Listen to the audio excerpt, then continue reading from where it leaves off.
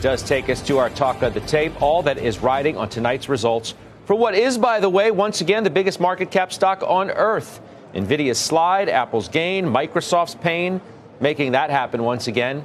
Bryn Talkington is with Requisite Capital, Malcolm Ethridge with Capital Area Planning Group, both CNBC contributors, and both join me now. Bryn, you first. All right, Apple is once again the top dog as it relates to market cap. What do you need to see tonight? Well, they're expected to have 4% revenue growth, right? So this has been my issue for a while, is this revenue growth is still so anemic. I think the market wants to see excitement around what's happening in China. They are losing market share, but they're still, what are their sales in China? What's going to happen with a 17 phone? We know they're going to make billions of dollars. We know services will be strong.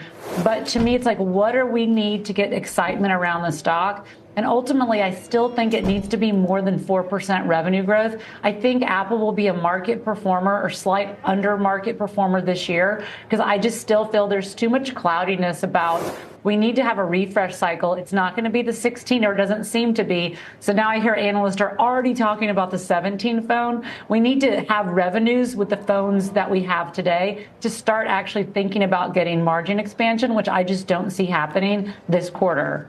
Malcolm, I do not remember a time in recent memory where we have had this much negativity about this particular name going into this particular report like we're going to get tonight. You say that Apple has a lot more to prove during this earnings report than they've had in the past 4 quarters. We're talking about 1 year.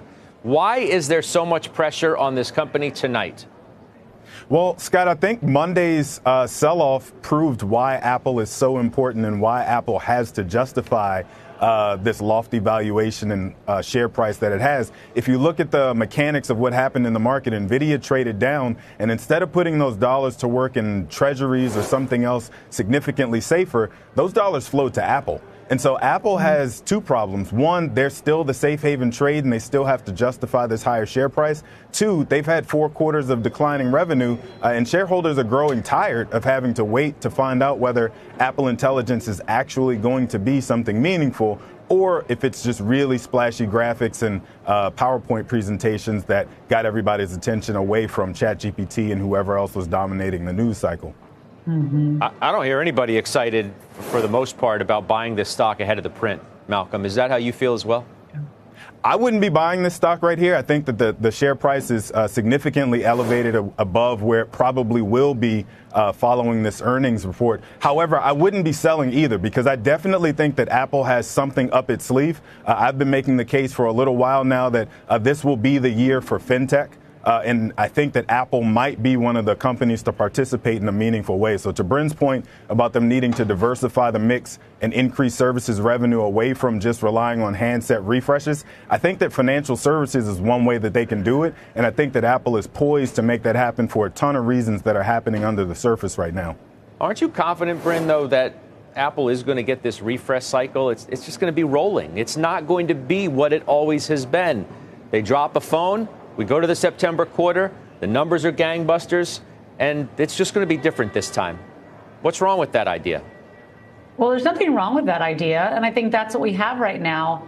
But ultimately, when you look at Apple 3-5 years from now, where you can't just rest on just upgrading the same phone, because if people are not upgrading faster, then it just comes down to services. And so I just think that Apple's in this unique position right now where we all have iPhones. Because the technology is so good, we don't need to upgrade as quickly as we used to in the past. And so then you say, well, what multiple do I want to pay for that long term? What are my other options? And for me, the reason why I sold half my position in December is I said I would rather own more Robinhood. I would rather own Uber. And so there are other names I want to deploy capital to outside of Apple, which growing at 4% doesn't get me excited about the company, regardless of the moat and the C-suite and the great team they have there. There's other places I think that are going to earn a better return. Speaking about would rather own, I wonder if both of you would rather own Meta today than Microsoft, because neither one of you are in that name and both of you are in the latter. Malcolm, what's your takeaway from these earnings? Yeah, I am very impressed that Meta continues to find itself in the right place at the right time. Right. We saw Meta shares sell off I guess it was early last year when Mark Zuckerberg made it clear that he was going to invest about 25% of their revenues into building out AI capabilities, and the market turned on him. And then we found out that he was in the right place at the right time. Now we find out that by building open source instead of deciding to go closed like OpenAI and others, Meta happened to be in the right place at the right time. And so I find it interesting that this company continues to defy gravity and continues to show strong growth in advertising revenue specifically. I do wish, to your point, that I had held on to my shares a lot longer. I bought it as a trade when it sold off, thought that I was getting out at the right time, and apparently I sold too soon.